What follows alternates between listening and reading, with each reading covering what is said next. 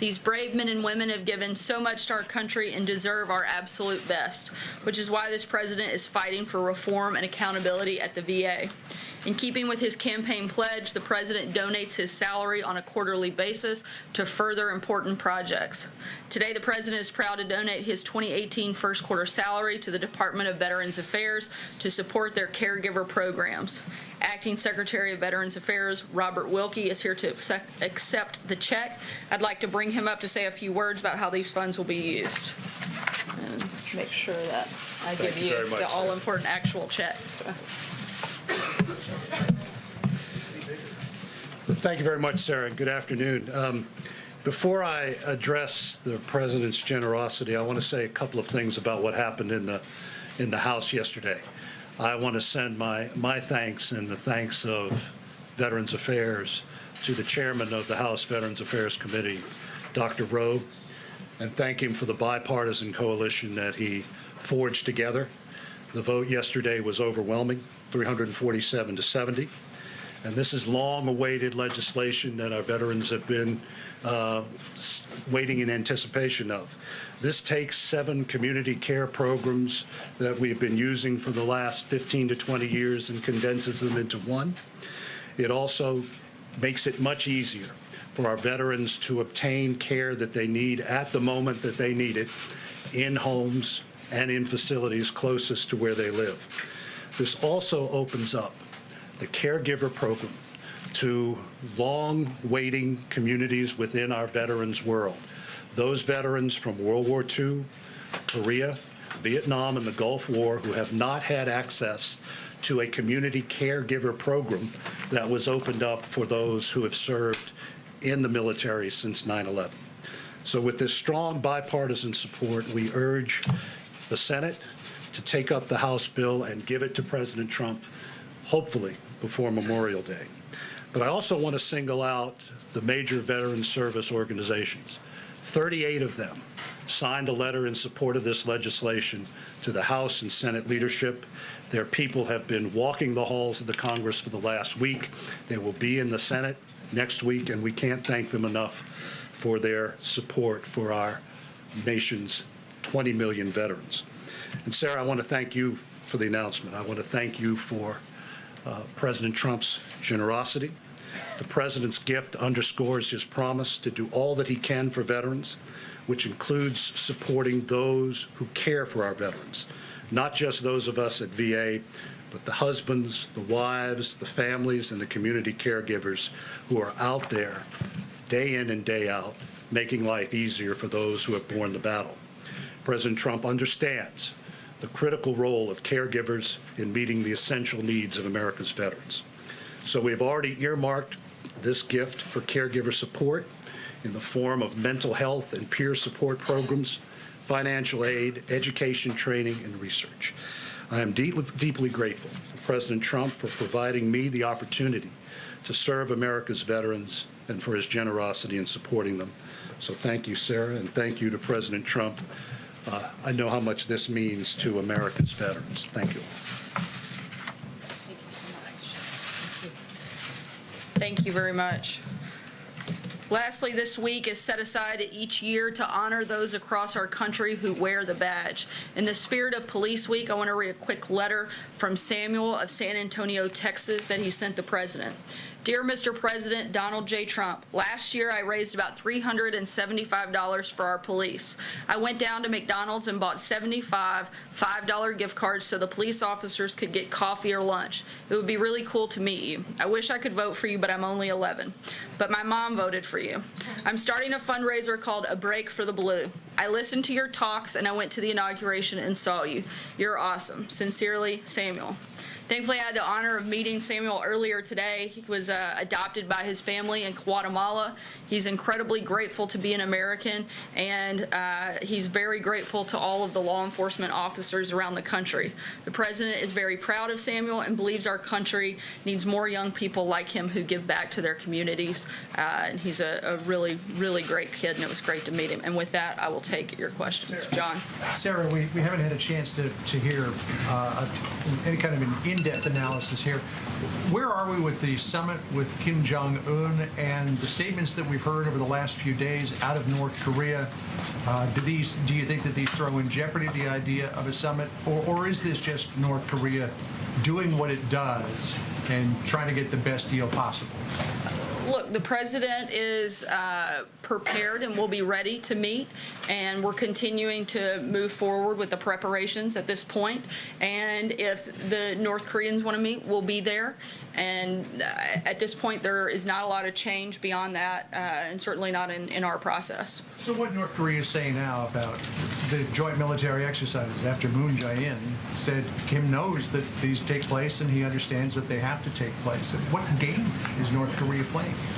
You'd have to ask North Korea what game they're playing. I can tell you what we're doing, and we're continuing to move forward in preparations. And the president, as we've said all along, will be prepared and ready to meet. And there's really not a lot to add beyond that point. John? Thanks a lot, Sarah. What leverage does the U.S. have as it relates to having this meeting take place on June the 12th?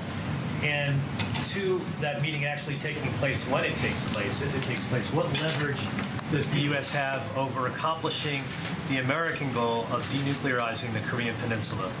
We're continuing in the maximum pressure campaign, but again, nothing has changed on our end. This was an invitation that North Korea offered and that we've accepted, and we're continuing to move forward in those preparations. Steve? Another issue. Sorry, I'm going to keep going because we're really tight on If I time could today. just Steve, go follow ahead. up on that, what the North Koreans also announced was they were stopping the dialogue with South Korea. So is it possible that there could be a meeting between the United States and North Korea if that whole dialogue between the North and South is on ice? The meeting that would take place on June 12th is between the United States and North Korea, should it take place. We're going to meet with President Moon next week. And beyond that, again, there are no changes at this point to our schedule or anything else. Blake? Does President Trump believe that the FBI had a spy at one point inside his campaign? I haven't spoken with him directly about that, but certainly seen the reports, and if there is any truth to that, it should certainly be looked into. Emerald? Sorry, I'm going to keep going just because we're tight. Emerald, go ahead. Thank you. Following up on Blake's question, if it is proven without a shadow of a doubt that there was a spy planted in the Trump campaign, does that change the president's position on firing Robert Mueller? I'm not going to speak about hypotheticals or get into what could happen if. We'll move forward in the process and make a determination at that point. John? Thank you, Sarah. The Iraqi elections are over, and it's very clear that the two big winners, the two top vote getters, were the party that was linked to Muqtada al-Sadr, a sworn enemy of the United States, and someone aligned with the Iraqi Communist Party. And the second place finisher was the party aligned with Mr. al-Hamri, a warlord who was once backed by Iran. What's the U.S.'s attitude on a government in Baghdad having either of those individuals as the key player? I'll start with the fact I'm glad you said the names and not me, because I probably wouldn't have gotten them right. But in terms of our policy, we don't have any new policy announcements with a potential change there. Jeff? So you don't care if either of them is? Certainly we care, but I don't have any specific changes in U.S. policy while that's happened.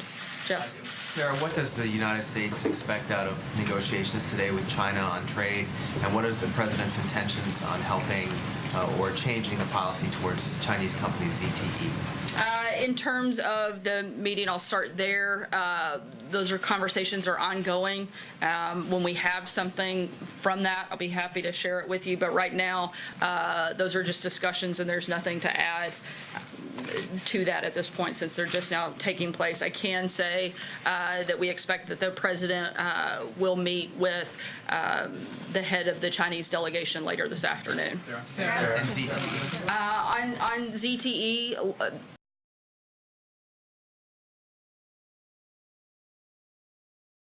ongoing conversations about national security, trade, and ZTE is one of them. As we've said before, and as the president has stated, he's asked Secretary Ross to look into the issue. and do whatever is consistent with the law and regulations, but right now, it's just something that he's asked them to look into. Julie? Hey, Sarah, also on trade, the president said yesterday that Mexico does nothing for us, especially at the border. We know there are talks today on NAFTA, today and tomorrow, and I wonder if the administration is going to condition any NAFTA deal on a safe third country agreement with Mexico, or Mexico stepping up to do more to absorb asylum seekers and other migrants who are seeking entry to the U.S. I'm not going to get into the trade conversations at this point because they are ongoing and those are negotiations that we're in the middle of. But I can tell you that the president does want to see Mexico step up and do more. There's a lot that comes through their country, and he wants them to be tougher and more aggressive on that front. Jeff? Thank you, sir. This morning, the president marked the one-year anniversary of the Mueller investigation, saying it's disgusting, illegal, unwarranted, and a witch hunt. But his own FBI director yesterday said it's not a witch hunt.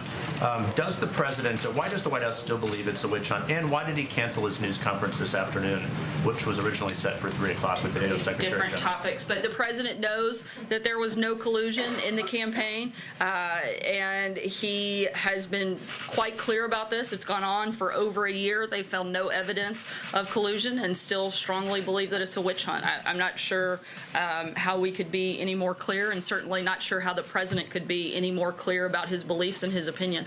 In terms of a press engagement, the president will have press at his event here shortly, which is why we're going to have to keep it quick and short today, and likely take a few questions at that event. Jordan. Thanks, Sarah. On immigration, there seems to be we're moving closer to action in the House of Representatives, and I'm wondering what bill the president would accept, anything short of the 4 pillars that he laid out earlier this month, something like border security and DACA. It seems to be a proposal that is gaining steam. Is that something that the president could support? The president definitely supports border security as he's laid out multiple times, and again talked about some yesterday. He would like to see the border secured. He would like to see the loopholes closed. Our priorities have not changed in the immigration conversation at all. Aisha. Thank you. Just going back to North Korea, you have said that the president will be willing to meet with North Korea if North Korea is. So does that put North Korea in the driver's seat here? Is it North Korea that's going to decide whether a meeting takes place? And also, the president said yesterday that the White House hadn't heard anything from North Korea. Has that changed? Have you heard anything since these talks were called off with South Korea? They're certainly not in the driver's seat. Nothing could be further from the truth, but they're the ones that extended the invitation. We've accepted it. If they want to meet, we're happy to do that. If they don't, as the president has said, we'll see what happens, but we're going to continue the maximum pressure campaign. In the meantime, I don't know how they would be in the driver's seat in any capacity, form, or fashion Is the White House in this setting a process. standard for we won't meet with you unless you do X, Y, Z? Look, the North Koreans have already made concessions. They've already, 3 Americans are home now that weren't. The president has had some success in this process, and certainly we've given up nothing, and we're going to continue moving forward, and we're moving into this with our eyes wide open. We're not naive in this process, but the president is fully prepared to have the meeting. But if not, that's okay too, and we'll see what happens beyond that. Shannon. I know we've asked this a few times, but we're still That's okay. That's kind of what we do here. Ask the same question over and over and over again. Can you say yet when Michael Cohen stopped being the president's personal lawyer? I'm not going to get into anything on that matter. You'd have to reach out to the president's outside counsel. Sorry, Jill, go ahead. Able to answer. Jill, go ahead. Thank you, Sarah. Why didn't the president disclose the reimbursement to Michael Cohen in last year's financial disclosure report? And just to follow up on other people's questions on North Korea, has any consideration been given at this point to potentially canceling those joint military exercises with South Korea? On the first question, that was addressed in the financial disclosure, and that's something that would be determined by White House counsel, how things would be categorized in the filings. So, and on the second part, those are ongoing exercises that are routine and they're aware of, they're annual, and at this point we have no intention of changing it. Stephen? I just want to ask you, because so many people in the country have been talking about it in the last 24 hours, what did the president mean when he said that some immigrants are not people, they're animals? The president was very clearly referring to MS-13 gang members who enter the country illegally and whose deportations are hamstrung by our laws. This is one of the most vicious and deadly gangs that operates by the motto of rape, control, and kill. If the media and liberals want to defend MS-13, they're more than welcome to. Frankly, I don't think the term that the president used was strong enough. MS-13 has done heinous acts. It took an animal to stab a man 100 times and decapitate him and rip his heart out. It took an animal to beat a woman they were sex trafficking with a bat 28 times, indenting part of her body. And it took an animal to kidnap, drug, and rape a 14-year-old Houston girl. Frankly, I think that the term animal doesn't go far enough, and I think that the president should continue to use his platform and everything he can do under the law to stop these types of horrible, horrible, disgusting people. I'm going to take one more question. Peter? Thank you, Sarah. Are the chances of a summit now less likely than they were a week ago before these statements came out? I'm not going to get into a percentage game. I can tell you that we're ready and prepared, and if they happen, they happen, and if they don't, we'll see what happens. Thanks so much, guys. We'll see you here in a few minutes with the president. Sarah, has the president ever lied to us?